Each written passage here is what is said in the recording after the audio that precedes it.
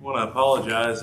We kind of had a rough night at the house last night. Both boys got up here and there and here and there. And so we probably got collectively about three hours of sleep, 4 hours of sleep. So you're not getting me at my best this morning. I apologize for that, but we'll make it through. Maybe you had your own rough night too. So we're back in Romans. We're going to be looking in chapter 11, continuing in our considerations of this letter. We'll be picking up, I believe, around verse 17. We'll try to do a little bit of review on that point, but I think after about 3 chapters of this, we kind of understand what he's saying after all this. Chapter 8 is sort of a high point where he makes clear this is the nature of your salvation. This is the nature of your justification.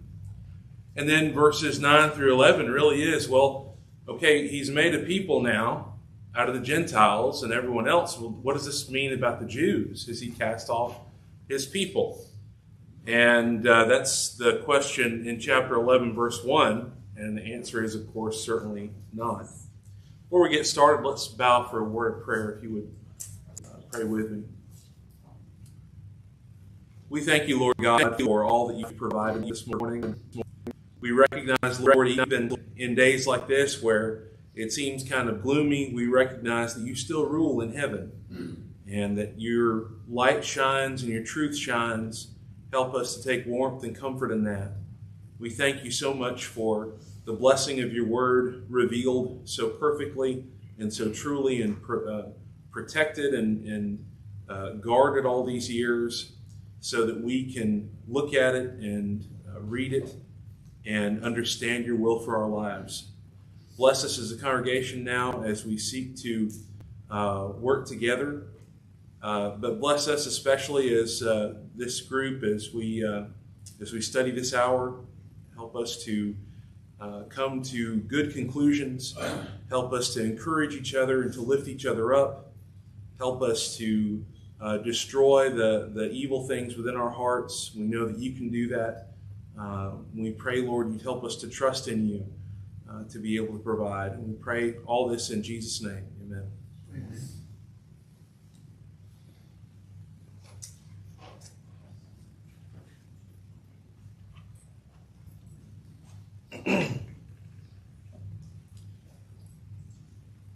Chapter 11, we noted the difference between, in the first few verses, between those who God had rejected and those who God had chosen in Israel. And when we speak of Israel in the book of Romans, is that are we just talking about the physical nation of Israel in the first century? No, not necessarily. Primarily when Paul talks about that the truth concerning Israel, he mentions that in chapter 9, verse 6, they are not all Israel who are of Israel, meaning that not all those who are physically or racially Israel or Israelites are not acting as true Israelites, as true members of the kingdom of God, really is what we're talking about here. There are so many terms where we need to make sure we're not parsing them apart to the point that we miss the whole goal. Sometimes we can get wrapped up in particular terms like gospel and kingdom and things like that, where we have to understand that really we're talking all about the same things very often. And so we want to understand the nuances in the distinctions between these terms. For example, kingdom has a nuance to it. Babies are part of the kingdom, even though they're not part of the church. So that's just one example. But so much of this, the truth, the gospel, the faith, all of that speaks toward the same thing, the plan of God to save mankind, and all that entails, all that brings along with it. If I believe that, then I have to live a certain way. And we talked about that in chapter 8. If I am led by the Spirit, what does that mean? Does the Spirit just pick out where I need to go and just drive me where I need to go? No. What's it speaking of when it talks about being led by the Spirit? Being led by the Word. Being led by the Word, through which God spoke. Yeah.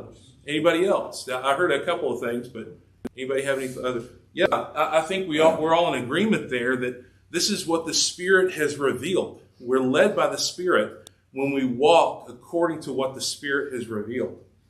So, as I mentioned with chapter 11, the stand-up phrasing to me, just personally, is all Israel shall be saved. All Israel will be saved.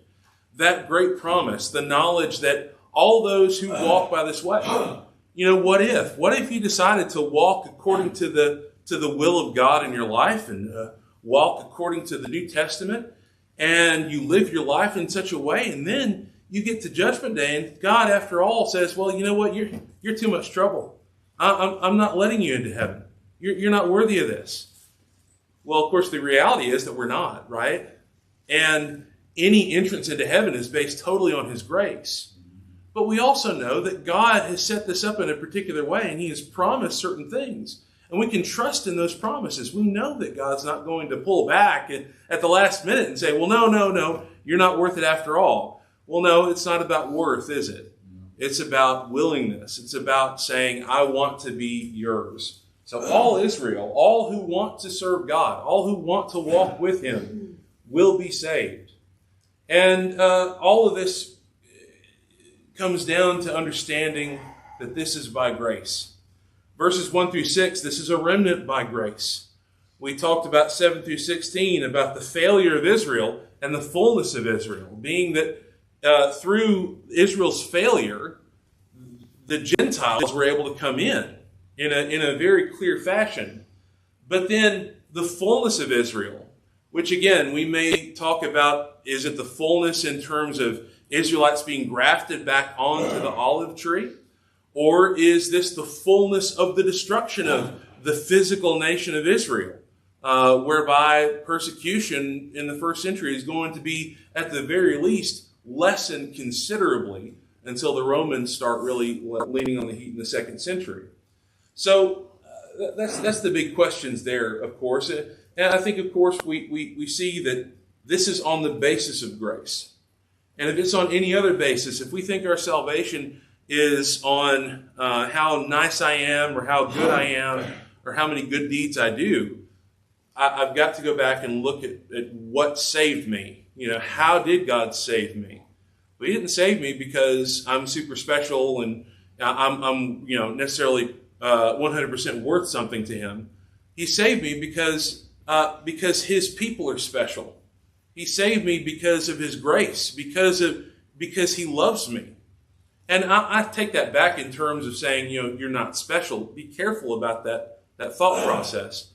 We're all honored by God. We're all valued by God. But that's what He wants. He wants the heart.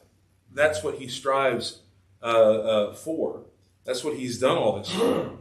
The stumbling of Israel, of course, was not intended by God, but He used it for His glory. Even when someone rails against the gospel, someone can use that, or God can use that for His glory. Sometimes when people make a bigger deal about Christians, maybe than they need to, maybe when they get overly emotional about something and just try to fight against the truth, sometimes that makes it clearer for those who are really seeking truth to see immediately, well, this is the way to go. So their fullness would be a greater treasure. Because it would lead to even more a sense of the Gentiles coming in. He says in verse 13, I speak to you Gentiles, inasmuch as I am an apostle to the Gentiles, I magnify my ministry. And we kind of left off at this point where we talked about how God gave salvation to the Gentiles as well. And God saved some of the Jews. He saved the remnant, didn't He?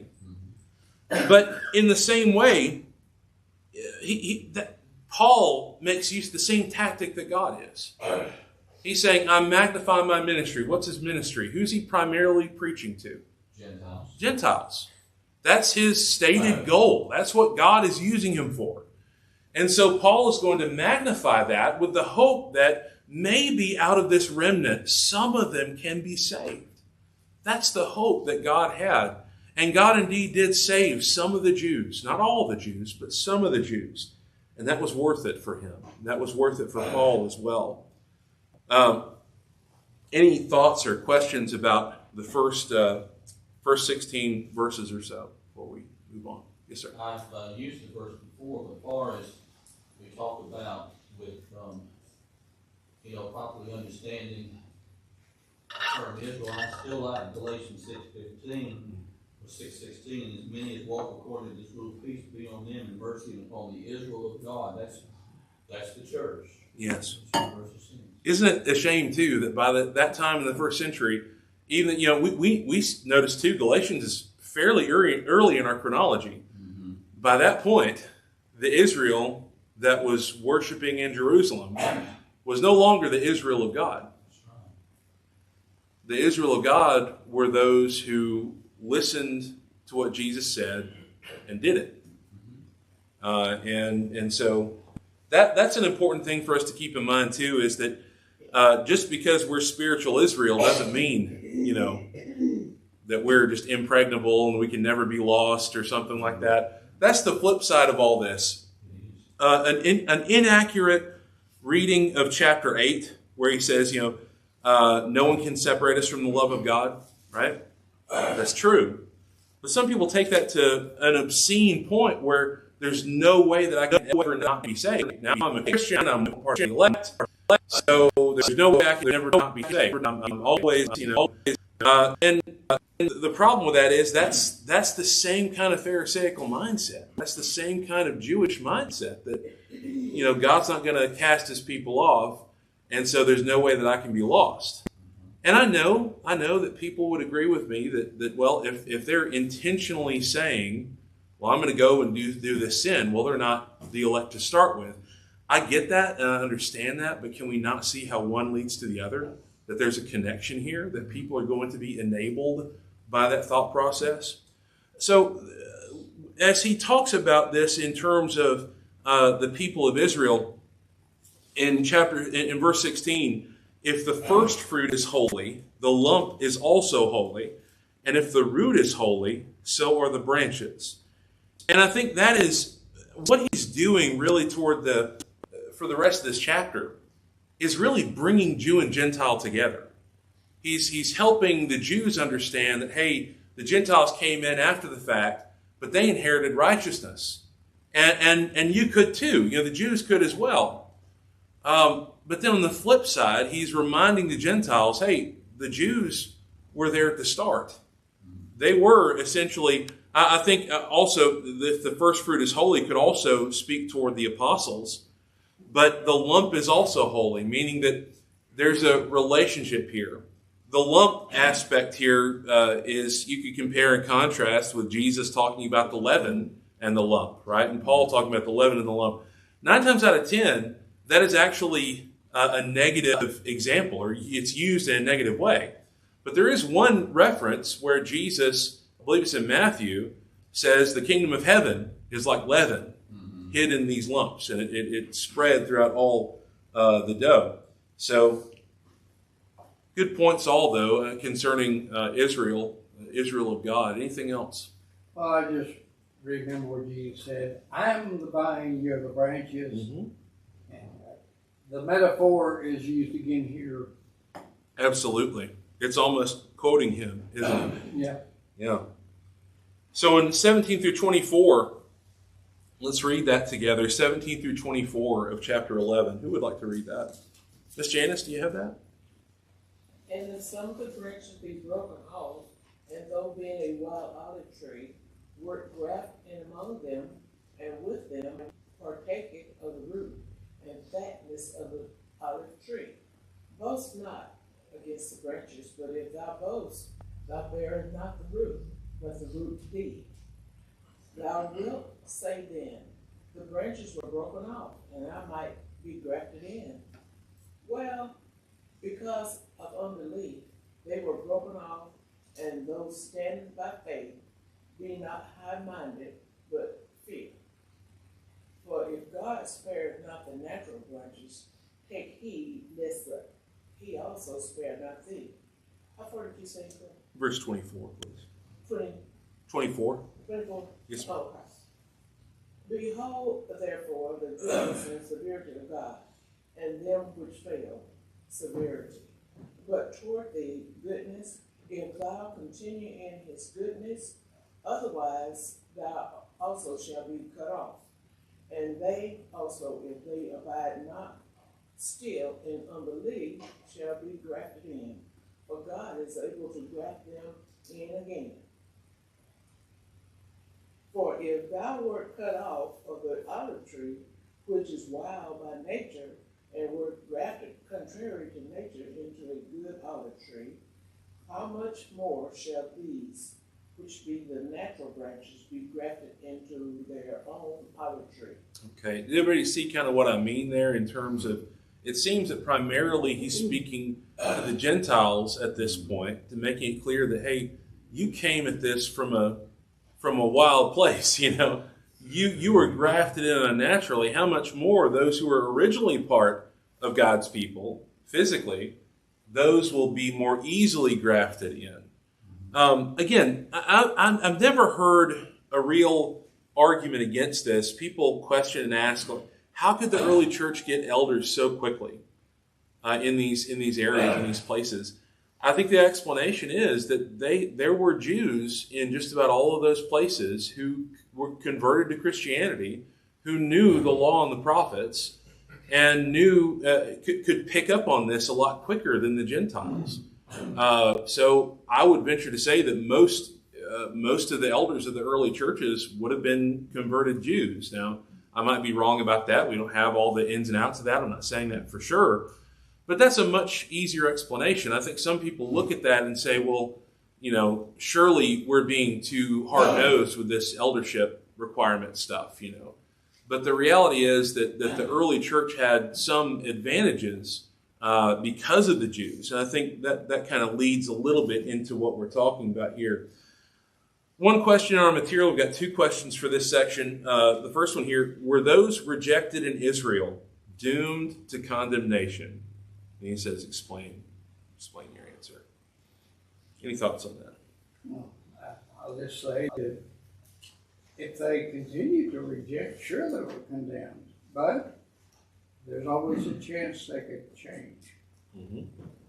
Yeah, I think you see people early on resisting the Christians, but later on you see, many of the priests even, obeying the gospel. So, any other thoughts? Yeah, I think one of the things that we might consider, right, the branches that were broken off, and that's really what we're talking about here. The Jews who rejected Jesus. And at that point, once they rejected Jesus, they were no longer part of this whole thing. The possibility was there. The day may come when they can be grafted back in, but that's completely up to their own willingness, isn't it? And that tells us so much about the heart, doesn't it?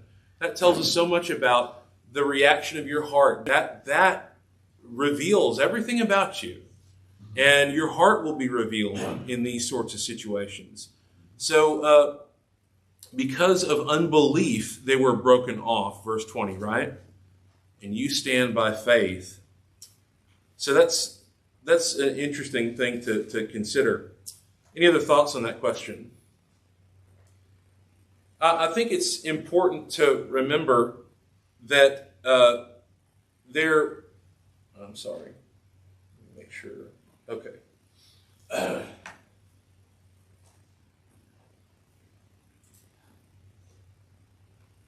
Okay. I was looking at the wrong question, y'all. I'm so sorry. The question under 17 through 24. Let's try that again. How should you fear God's judgment in a good way, although having been chosen and saved by grace through faith? There's the question we need to consider. Well, if you fear or reverence God, you will do as He says, because He did a lot. That's probably an understatement. Mm-hmm. But through His grace, He made a way of escape from condemnation. Mm-hmm. And that's a fear of God, but then again, you've got fear and you've got reverence, so that can be both involved. Yeah, you could even put it like a universal problem requires a universal solution, right? So the universal condemnation, God has brought it to the point where you don't have to be condemned. You don't have to stay condemned. Very good thoughts there. So fearing God's judgment in a good way. What would we say about that? Because I think some people don't like that kind of mentality. We talk about perfect. Yes, sir. If God did not spare the natural branches, He may not spare us either. Yeah. And also, we do not support the root, but the root supports us. We can be broken off, and He may not spare us either. Our heart can be hardened and separated. Yeah, I mean, the only reason that I'm spared is through His grace, right? He spares me by grace through faith. I think that's a fair statement. And because of this, I know it isn't all about me. I'm not guaranteed this. This is not locked in. And I think that's the big thing that the New Testament authors were warning against. Don't think that you've got this, wrapped up. I'm only a branch. And you think about that, I cut on my muscadine vines a week or two ago, and I followed the advice of a fellow who told me that, from the root, cut about this much, and I thought that was pretty extreme. But he said you cut that much, and within a couple of years, you'll have a real good crop. And but that's kind of what you think about all those other branches, because there's a ton of vines and branches coming out of those plants, right? But not all of those are essential to the plant. And I think that's an important thing for us to remember. I am not essential for God getting His work done. Now, He loves me, and He cares for me, and He wants me to be there. He wants me to be on that route. But I'm not guaranteed a place there. I don't get to just say, well, I can do whatever I want and still stay on the root because I'm the branch. Well, no. You're the branch. You're not the root.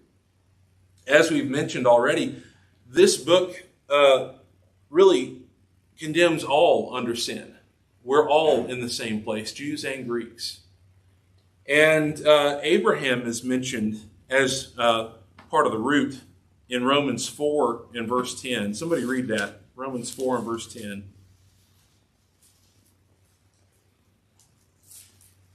How was it then reckoned when he was in circumcision or in uncircumcision? Not in circumcision, but in uncircumcision.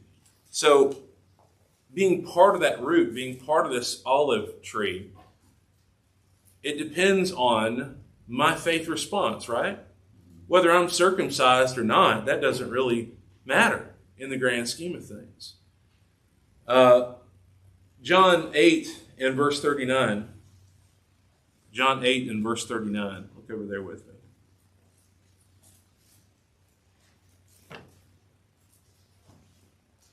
So this is the famous discourse between Jesus and the Jews concerning fatherhood or their father.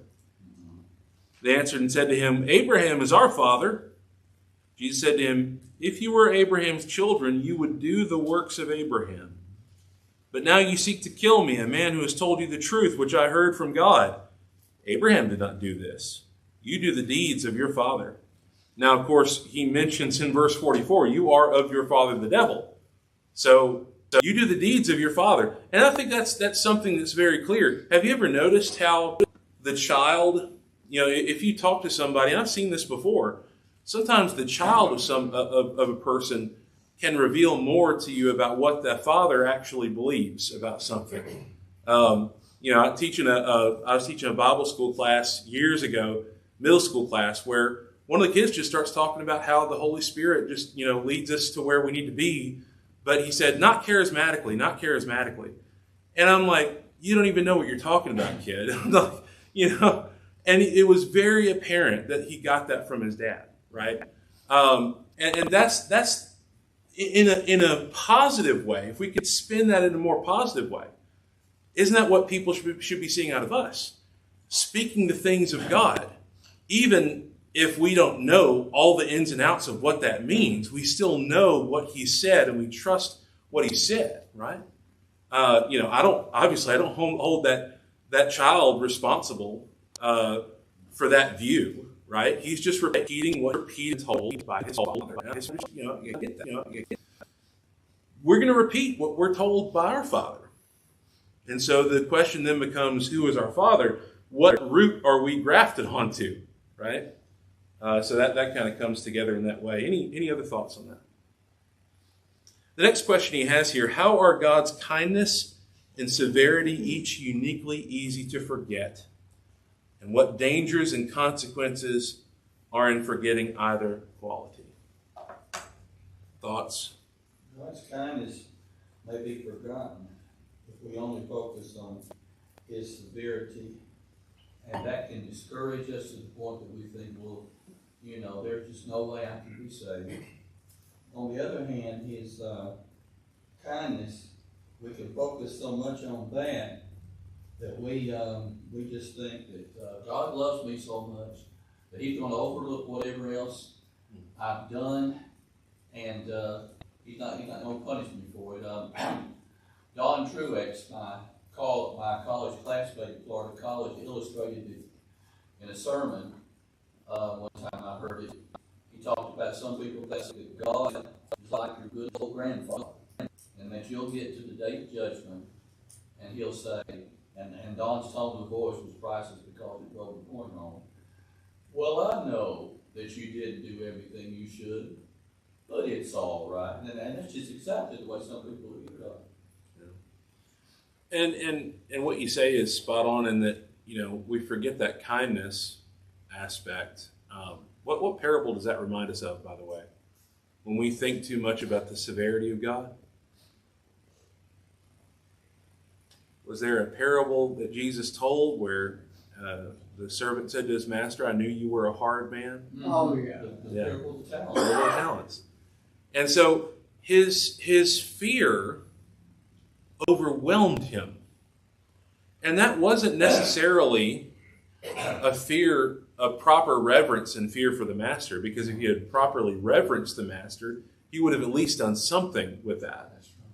But no, he feared the consequence so much. He feared what might happen so much that he wasn't willing to use the talent that had been granted to him, again, through grace, right? That's right. Yes, sir. I'm just going to use this for Hebrews 12, and where it talks about the discipline of God in Hebrews 12. Let's see, I'll read it. Beginning in verse 5, and you have forgotten the exhortation which is addressed to you as sons. My son, do not regard lightly the discipline of the Lord, nor faint when you are reproved by him. For those whom the Lord loves, he disciplines, and he scourges every son whom he receives. And it goes on about that. Fear and reverence of God, you don't take it lightly. When you read in his word that it's wrong for you to do this, and you need to change that because you can be disciplined because of that. But the discipline of God is for your own good, just as the discipline of your earthly father was. Right. But you respect your father when he disciplines you. I remember years ago a fellow who was, before he was executed here in Alabama, one of the things he said, I wish my father had disciplined me more. Mm-hmm. Yeah, sure. Absolutely. He didn't exactly put it that way, Right. but that's what he meant. Yeah. So, yeah, I think all of this is spot on. We can. I think there's a relationship here. We can forget his kindness by focusing on his severity, and vice versa, right? Just examples here. We forget to have confidence we're saved because we're thinking only of severity. We're not thinking about the fact that I'm a saint. I'm a child of God. I am redeemed. I am part of the redeemed. All of those are not just honorary titles that God bestows on super people or super Christians. Not like that even exists. It's a matter of we all stand together in Him. And that's the source. It's a great source of joy. It's a great source of confidence to know that my Creator He's made a place for me. He's brought me up to this place. He's brought me up out of the horrible pit of sin. And then contrariwise, sometimes we forget, sometimes we walk in the speed of faith because we're thinking only of thinking. We're thinking of, and I think what you say too about, well, God is a grandfather, kindly grandfather, who's going to be, okay, that's fine. Here, have a quarter, go play, that sort of thing. And I'm sure we're all thinking of times where if you were blessed to know your grandparents, times where you had, you saw that very clear, like, I'm there for you, whatever, I'll help you out, bud, kind of thing. And God, there's a truth to that, though, isn't there? I mean, God is always there for us, and He cares for us, and He's kindly to us. But I think sometimes we do get into that merit-based kind of thinking, and we think, well, I've done enough this week, or I've done enough with this, or I'm doing this and doing that. And that becomes what we're trusting in. And I think that, too, also leads back into this whole thing of like, well, I've done so much good, surely God will overlook one or two things that might be a problem. No, it's up to me to figure out what that one or two things might be and to change it. And to stop doing those things, or to start doing those things, to remedy those aspects. That's the walk that is of faith. The walk of faith says, I trust in what God has said, and I'm going to find out more about it and work hard to apply it properly. A couple of quick passages here. 1 John 4 and verse 8. Whoever gets there first. 1 John 4 and verse 8. The one who does not love does not know God, for God is love. Okay. I think that's when people think about kindness, that's, the kindness of God. Oh, God is love. But, it's interesting, too. Even in that passage, you see a lot of things in that context that challenge us to plainly attribute what's really going on there. And then in Hebrews 12:29, whoever would like to read that. For our God is a consuming fire. Okay. Well, which is it? Is He love or is He consuming? He's both. Both are true. Have you ever witnessed a mother's love that is perhaps a consuming fire? A mother who loves her children fiercely, right? A father who loves his children fiercely. That's God. He loves us so much that He's not going to let us just get away with things. He's not just going to let us, have a few little problems here and there. That's not the case. That's contrary to His nature in terms of fellowship, but also that's contrary to Him in terms of love. He loves you so much that He doesn't want anything to be insulting about you. He doesn't want any blemish in you. And that's not to say that I've got to be this perfect person 100% of the time. It just means I've got to trust in Him. It means I've got to have faith to know that He can resolve these problems. He can help me become who He wants me to become. Any questions, any thoughts on that section before we move forward?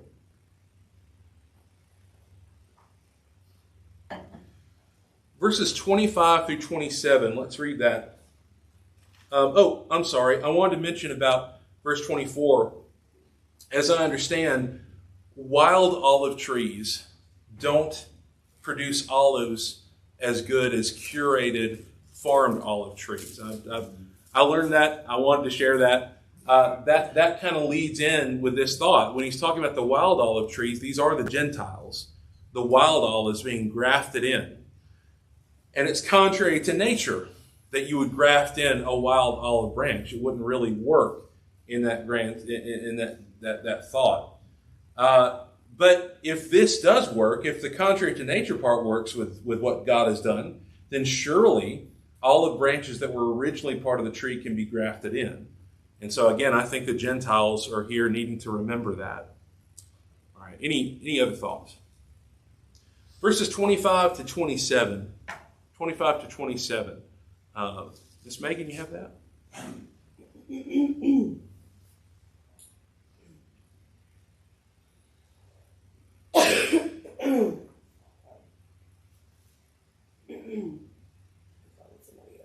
Okay, sure, no problem. Brother Mark, did you read that? 25 through 27. Yes, sir. Lest you be wise in your own sight, I do not want you to be unaware of this mystery, brothers. Partial hardening has come upon Israel, until the fullness of the Gentiles has come in.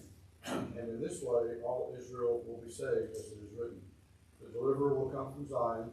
He will banish ungodliness from Jacob. And this will be my covenant with them when I take away their sins.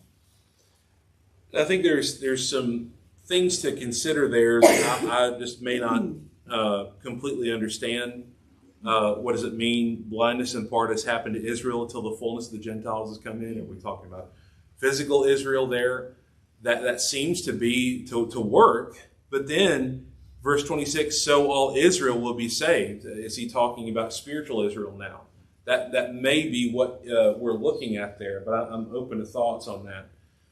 The question, though, in our material here, what is meant by, and so all Israel will be saved? And the second question, why is this necessary to emphasize at the conclusion of this context? Well, that's one of God's promises that he made long ago. Mm. Abraham. That's my thoughts on it. Yeah. And, all the nations of the earth will be blessed for your seed. And I think obedient children of God, they're going to be saved. Their sins will be forgiven and they will be saved. But that's left up to them. No, that's a good point. And we see through Galatians in this book that Abraham's promise has essentially been extended. Like it's the same promise, but now it's not just to the descendants of Abraham, the physical descendants of Abraham, right? Good thoughts there. Anything else? They'll be saved. You look at the context in the manner previously mentioned by believing in Christ, repenting of their sins, obeying, and all that shows that it's under the new covenant of Christ that even the Jew is going to be saved, not under the devil. Miss Janice? Do you think any descendants of Abraham are still living down through the generations to now? Well, yeah, I mean, I would say surely. Not every Jew was destroyed in AD 70. There were Jews all throughout the Roman Empire, and they were all, I think at that time, they were all physically descended from Abraham. So, yeah, I think that's the case. But I think we see through the New Testament that really that bloodline connection doesn't really matter anymore. That's not what the importance is. The importance is whosoever wills, right? Whoever wants to learn of God and to follow him, they can. And so does that help a little bit? It does. Yeah, because there's this kind of weird dance that the world does. They want to, especially the religious world that calls itself Christian sometimes, they want to agree that Christians are the people of God, but then they also hold on to, well, the Jews are still God's special people. But the two statements can't really both be true. Either the Jews are God's special chosen people, or all spiritual Israel, including everyone who obeys him, that's the chosen people of God. Now, I think you've got to choose one or the other. I don't think you can have both. So, all right, verses 25 through 27. When we look further into this, and we kind of talk about all Israel will be saved, I think, to me, it just comes across that all true Israel will be saved. The Israel of God as has been mentioned, that's the one that's going to be saved. Jesus came and showed light to the Jews, and most of the Jews rejected him, and some embraced him. It's fascinating when you read John 6 and you think about how many disciples Jesus must have had at that point, and then how many disciples left him toward the end of that chapter. And then pretty much all that's left is the 12. So that small amount, right? Jesus made one people of two, and the one people that he made out of that two is the Israel of God. Galatians 6 and verse 16 is reference to the Israel of God as well, as we've already mentioned, so we don't have to go there. But I do think this makes it clear that God has not abandoned his people, because you properly identify who his people are. Now again, this is not casting off the Jews entirely, because you had many Jews that even under the old law faithfully worshiped and served God. Were they perfect? No. But did they have the kind of faith response that God wanted? Yes. And that's why you see people like David who commit so many sins and have so many problems, but yet because of the nature of his heart, because of his godly heart, he was accounted righteous in the end. That promise was there for anyone at any time. But it's just that not everybody saw that. Not everybody understood that. And especially the Jews of the first century and the Judaizing teachers of the first century, they were thinking you had to use the law as almost a stepping stone to God. But that just was not the case. All Israel will be saved, not just the ones who are circumcised. That's kind of the implication that comes about there. Any other thoughts or questions about that? Just remind everybody that circumcision is important, that the circumcision of the heart is most important. Absolutely. And when you talk about the circumcision of the heart, that's something that obviously would be painful in a physical sense, but the circumcision of the heart is painful too, because you're having to get rid of certain things in your heart that maybe you really, really want, but you have to get rid of them for the sake of being pure and true before God. Good thoughts, all. Anything else before we move on? So let me move to my other PowerPoint here. And I do like how he includes this next section on into chapter 12, because thinking about what God has provided, this last section really sums up chapters 9 through 11 so well to kind of leave us in awe about the great work God has done. And then he sort of seizes upon you as you read through Romans, and you become amazed and convicted that, wow, everyone is under condemnation. There's no way of escape. There's no place that I can find. There's no person that I can be in this world through my own merit, through my own will, that removes me from that condemnation. We are all condemned under sin. The wages of sin is death. But God can turn that around. God can bring that to a place where you are his child. He can make you walk again in newness of life, chapter 6. Chapter 7, we recognize that because of that, the law is dead to me, and I'm dead to the law. And I move beyond that. I'm not holding on to the law to establish anything. And there's no way that I can, because the great promises of God never came through the law. Now, the law was a good thing for its time, for its usefulness. But we also recognize that the new covenant is inherently better, because now there's no condemnation to those who are in Christ Jesus, who don't walk according to the flesh, but according to the Spirit. The question then comes, what about the Jews? And we've just dealt with that. God still has a place for the Jews, but they need to be willing to be grafted on. They need to want to be a part of this. They don't just get to be a part of it because of what they've done and who they are. any kind of merit-based salvation just will not work with God. And now, in this section, he's almost sort of glorying in the fact that God has done this and what he's achieved. And then, in the middle of all this, he just hits you very strongly in chapter 12, verse 1.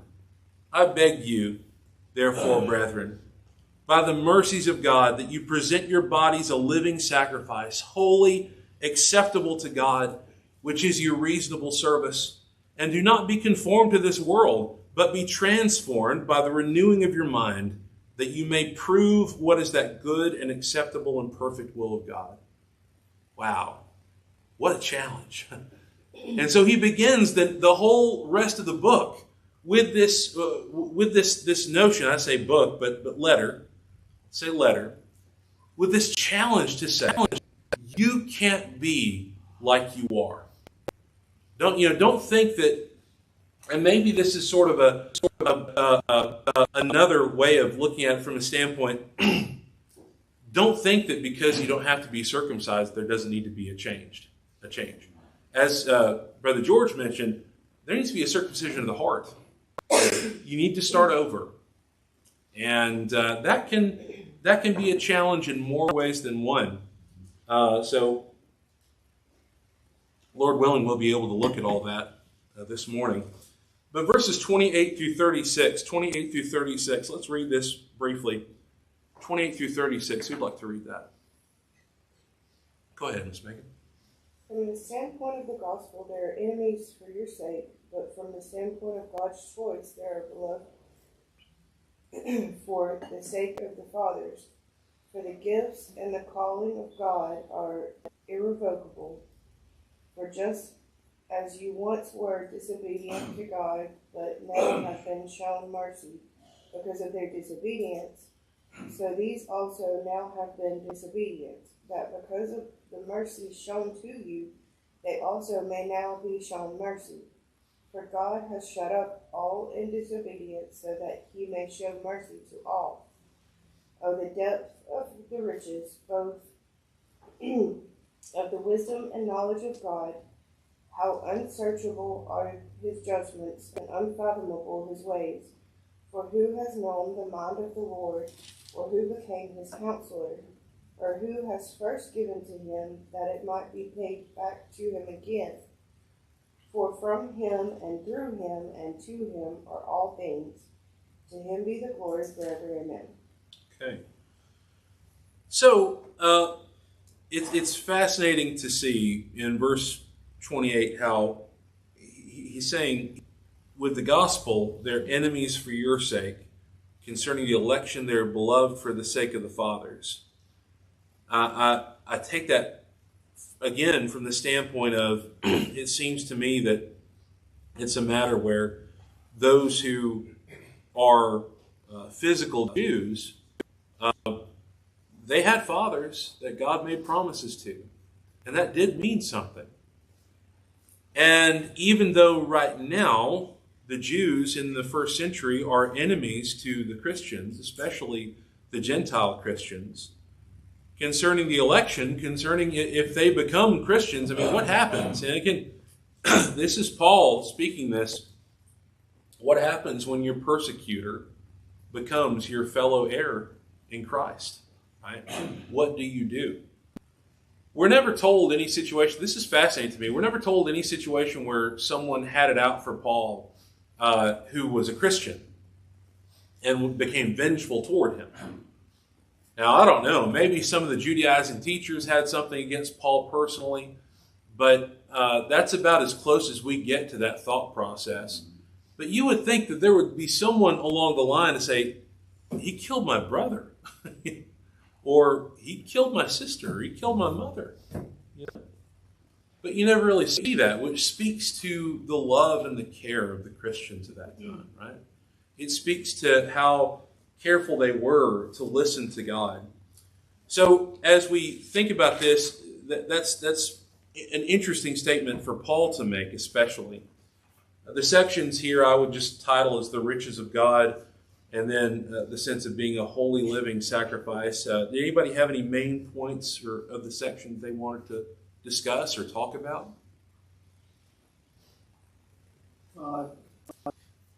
We were talking about Christians and about it didn't seem that they held any vindictive attitudes.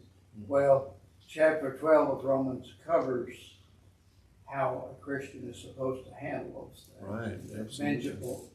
Vengeance belongs to God. You know, there are things that were said before this was set up, which probably taught that very thing before it was written down. Well, yeah, under the old law, it would have been thought of, or it would have been carried forward as an eye for an eye and tooth for a tooth, right? Which, interestingly too, that was a very specific thing that God had told to his people when they were invading Canaan. So it almost feels like pulling it into that context, you know, when Jesus is saying, you've heard it said, an eye for an eye and a tooth for a tooth.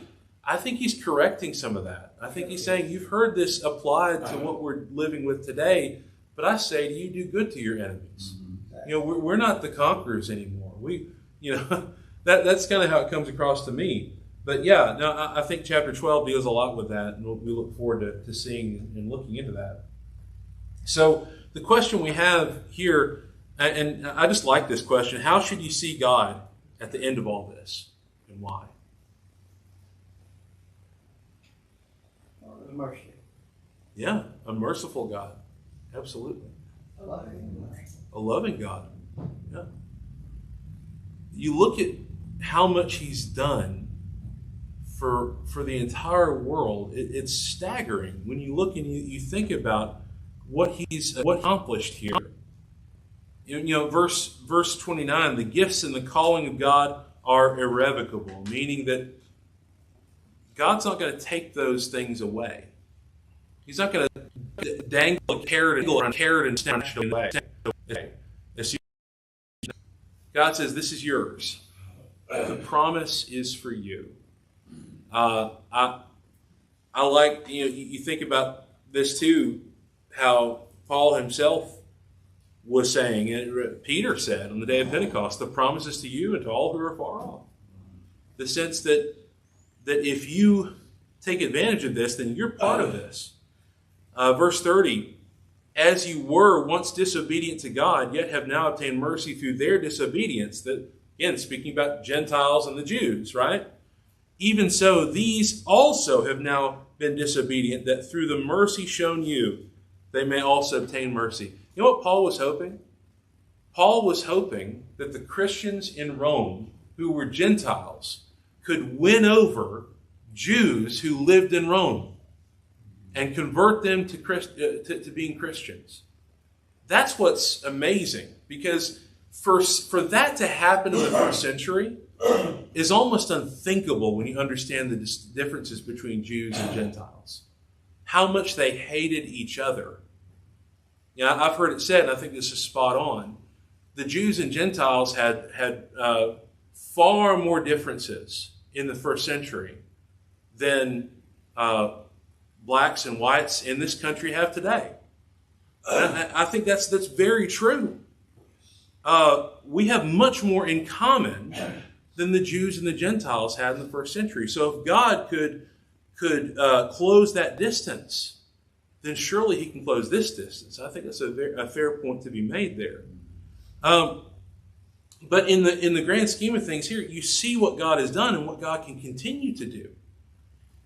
In the sense that he wants them to obtain mercy. Verse 32, for God has committed them all to disobedience, that he might have mercy on all. That's something to consider too. What would keep, and I'm just going to kind of add another little question here.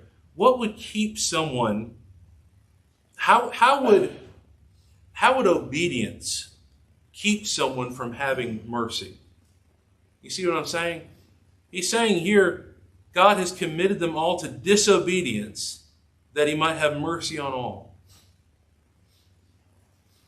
If I was following God perfectly in every way, would I need salvation?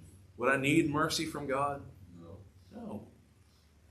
But the truth is, I need mercy.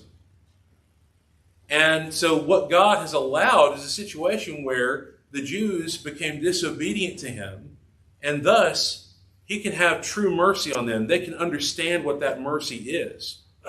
God's not going to save us in such a way that we get away with just, changing a few things here and there and thinking that we're still okay. No, we come to God broken. We come to God empty. We come to God poor and destitute. And he brings us to where we need to be. And so that's the amazing part of what God is saying here. I would also say this. God is unable to be criticized for his mighty works. How could we ever look at what God has done in terms of this passage and say, well, God, I could have done this a better way. How dare we, right? It's an insulting aspect to say, well, if I can think of a better way that God could have done it, then it means that the way he did it is not good. Okay, well, you must think very highly of your solutions. You must think very highly of your problem-solving abilities and your abilities to provide things. God has taken an impossible situation. All Jews and all Gentiles were condemned under sin. And he's provided the best solution to all. Gentile sinners are offered free and complete salvation in spite of their sin. Isn't it amazing to remember that in chapter 1, you're reading through and you're kind of cheering on with God about how wicked these Gentiles are? But now in the middle of all this, you're remembering, no. They're saved. They've obtained righteousness. They're in right standing with God, even in spite of all the horrible things they did. Jews are included in this great plan. They're grafted back in. And the question we might have here, I think this speaks toward, who has known the mind of the Lord, verse 34, who has become his counselor, right? If you think you have a better way, would you try to teach it to God? Would you try to show him, hey, I've just got some notes here for you to look at, just consider, no. 1 Corinthians 2 speaks of that, you talk about a vast gap. There's a huge gap between where God is and where I am. 1 Corinthians 2 and verse 9 through 13. But as it is written, eye has not seen, nor ear heard, nor have entered into the heart of man the things which God has prepared for those who love him. But God has revealed them to us through his Spirit. For the Spirit searches all things, yes, the deep things of God. For what man knows the things of a man, except the spirit of the man which is in him? Even so, no one knows the things of God except the Spirit of God. Now we have received not the spirit of the world, but the Spirit who is from God, that we might know the things that have been freely given to us by God. These things we also speak, not in words which man's wisdom teaches, but which the Holy Spirit teaches, comparing spiritual things with spiritual. So, God is the one who has provided this better way. He's provided this perfect solution to these problems. And I just don't think we have any cause at all for challenging him on these things. But the reality of this too is, and again, the implication comes back, the Judaizing teachers were indeed challenging God. We don't trust that this is enough. It must include the law. Well, no, that's not the case, and God has revealed it to you so. In fact, the statement is made in Acts 15 that there was no command given. And that's such a strong statement, isn't it? Don't we need to stop and think about, is there a command that's given for me to do this? And I think so many churches would save themselves so much trouble if they would stop, if they're thinking about doing a particular project, and just take a step back and say, have we been commanded to do this as a group? Or is this something that we ought to be doing as individuals? Have we been commanded to do this at all? Is this even the work of the church? All those questions are good for us to bring up. Any thoughts about that? Any questions? Well, I saw a Facebook page or a remark. What hell's anthem is, I did it my way. Mm-hmm. I kind of hits home. Yeah. I doubt that Frankie is singing that right now. No, I don't I think so. doubt that. But yeah. No, that's the world, isn't it? Absolutely. But God shines above all that so well, doesn't he? Especially in this passage. Any other thoughts? So remember, we're moving to a different section of the book. We've been talking for the first 11 chapters, I believe, really. You could divide it up a little bit, chapter 7, then chapter 8, then 9 through 11, if you really wanted to subdivide it. But we've really been talking about here's what God has done, and here's where we are. And here's the reality of the situation. That's essentially what's being said. But now, in chapters 12 to the end of the letter, what do I do with that? Where do I go from here? And that's such an important thing to note. The people who had the old law, you remember how the Samaritans didn't really trust in the prophets? They didn't read the prophets. They didn't have the prophets in their canon, you might say. All they had was the Pentateuch. All they had was the first 5 books of the Old Testament. And that's a fascinating thing because in some ways there is, a do this and don't do that in the law. Don't get me wrong. But there was also something where there was just something lacking there. And Jesus made that clear in John 4 that, the way of truth is in the Jews, right? They're worshiping at the right place. I know that's not exactly what Jesus said, but there was a question in that conversation about, you Jews say you should worship in Jerusalem, but we worship on this mountain back and forth. Jesus, well, you know what? The time's coming where none of that's going to matter. That's what I'm looking forward to. And he wants people who worship him in spirit and in truth. That's the main focus here. And so we've already read the first 2 verses here. So we'll just kind of try to go through some questions here, and we'll see how far we can go before we finish up today. The first question here for chapter 12, how did God's mercy urge you to become a whole living sacrifice? I want to say, too, a lot of these are very much discussion questions from a standpoint. So don't think that you're going to give the wrong answer, right? This is kind of really subjective. How do God's mercies urge you to become a whole living sacrifice? What I'm saying there is it may not just be one answer. A thing that I knew I wasn't right. And, things that are stated in the scriptures, like, my ways are higher than your ways. I was looking at a verse in Ezekiel where Israel said, well, God is not right. But Ezekiel said, you are the ones that are not right. Mm-hmm. But, some people think, but when you look into God's word, you don't see anything wrong.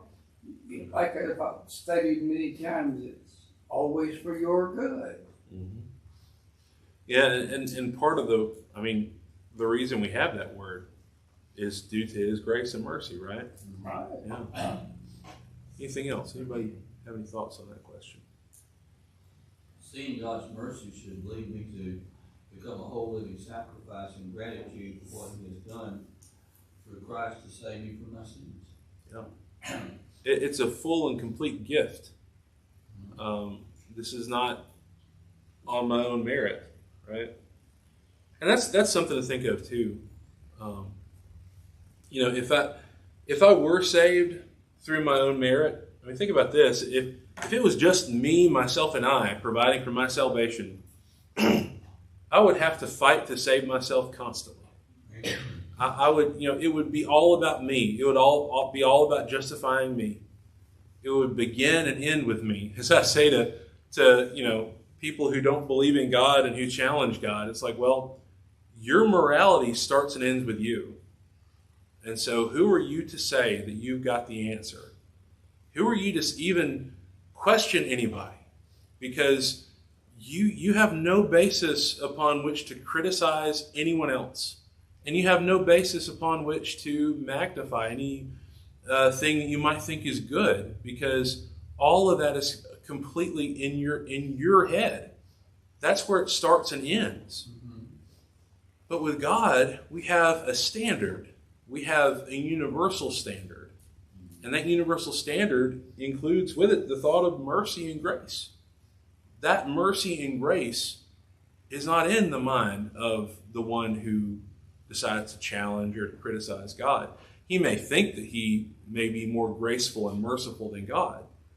But the reality is there's no way that he can be, because he can't understand the ends of what he's doing. Many of the things that we do, as they say, what's the crazy thing they say? Butterfly flaps its wings on one end of the earth and causes a hurricane on the other end of the earth. Just stuff like that. But in a scale too, we don't know always the ends of our own actions or the manifestations of them. But God can see all of those aspects. Who better to show us what mercy and grace is?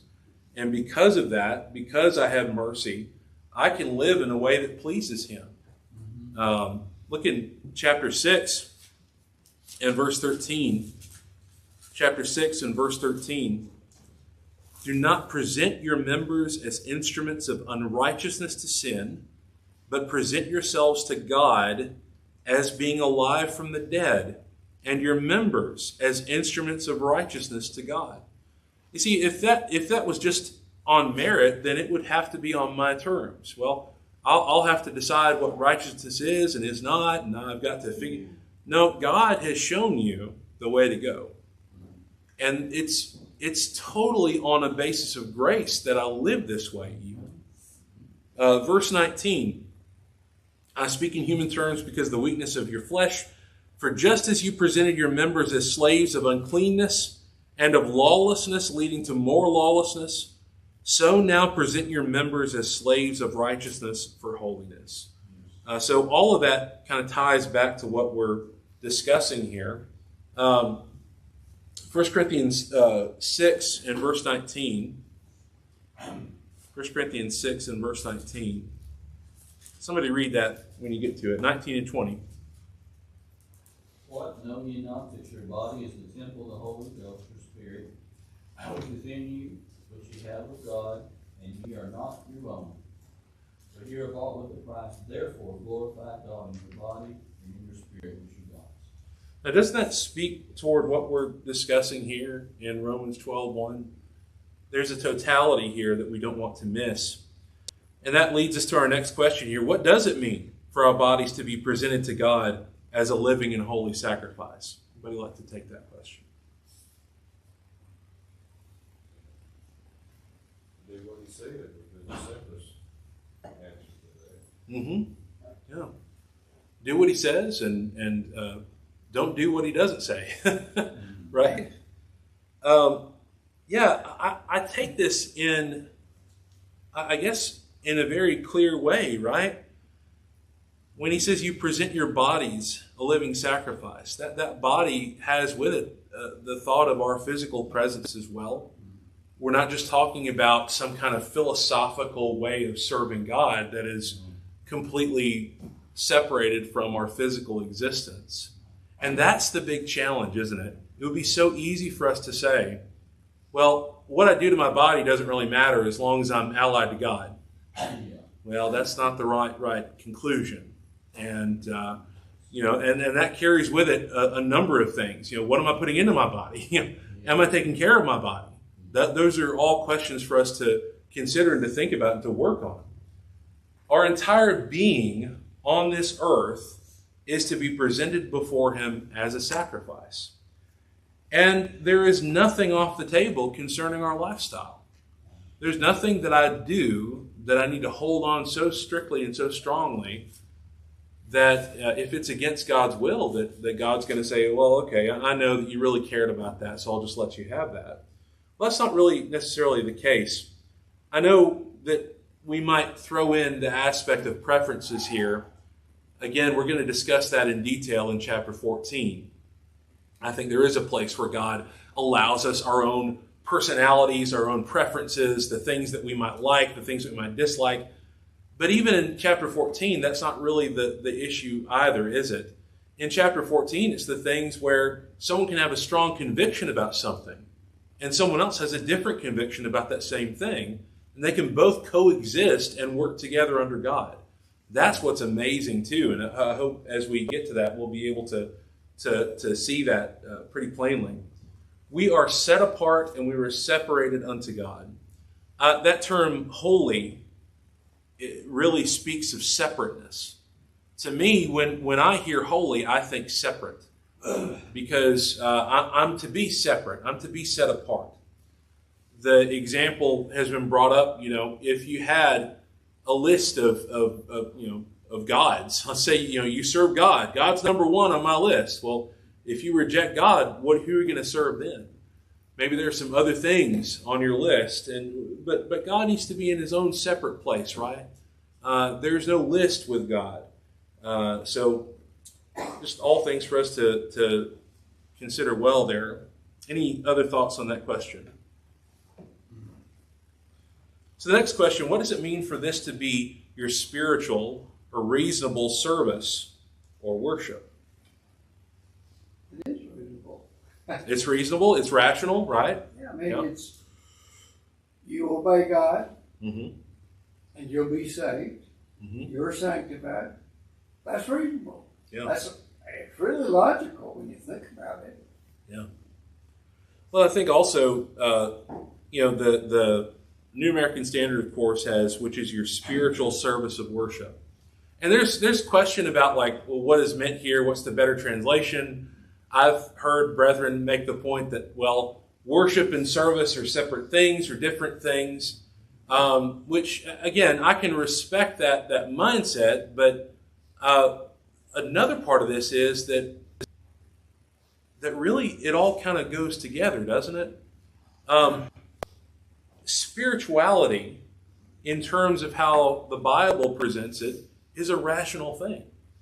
You're acknowledging things for what they are, what the reality of this is. The reality of this existence is that there are beings and there are creatures that I can't see that, in fact, have some bearing upon the world, right?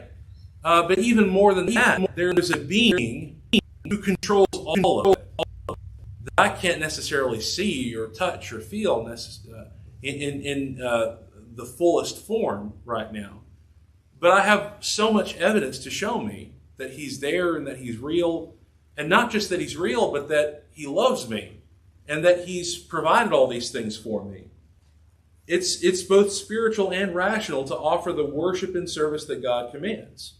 1 Peter 2 and verse 2 speaks of this. Again, we don't have time to go there right now necessarily. But I think it's important to remember that worship happens every day.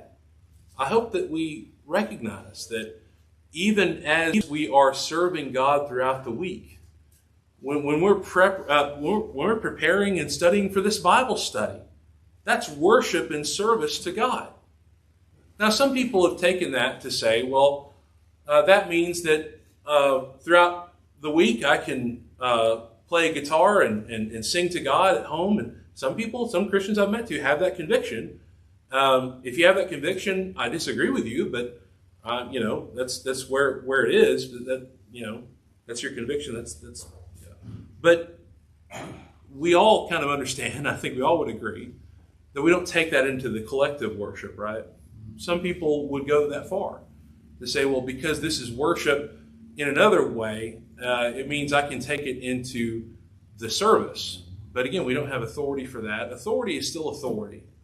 And I worship God and serve him every single day. When I obey him, I'm worshiping him. When I do what he says, I'm serving him. Again, I think it does us more maybe not harm, but it makes this more difficult when we try to parse out, okay, when I'm together with the church, that's worship. But when I'm doing what God says, that's service. But aren't I doing what God says when I'm worshiping together with the church, right? Isn't that service? So again, there's kind of a bleeding together here to where, again, when we talk about translations and kind of the differences between the two major texts, one says this is your reasonable service, but one says that this is your spiritual service of worship. I think both are true. But again, we don't want to go too far with this and say that, well, everything that I do in my life really ought to be done in worship. But also, we don't want to go too short with this. We don't want to just boil it down. While this is true, we don't want to just boil it down to, well, if I do what's right. That's not to say anything about what you said, Brother George, because I think what you said is spot on. But we all know that's not all it is, as far as I obey God and He blesses me and He helps me and I'm saved. That is 100%. But there's also more to it in the sense that there's so much to appreciate about that. Right?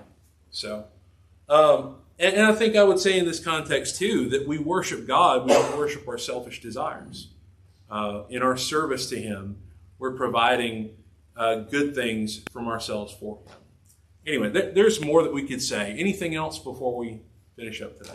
I couldn't help but think about love your neighbor as yourself. You were talking earlier about, you have a plan and you direct that plan and you really live everyone else out. Well, you're thinking about, well, we'll be getting into Romans 12. You put others before yourself. Mm-hmm. There are a lot of things in serving God and, showing our appreciation, but we can show our appreciation in a lot of ways. Right. Absolutely. Anything else?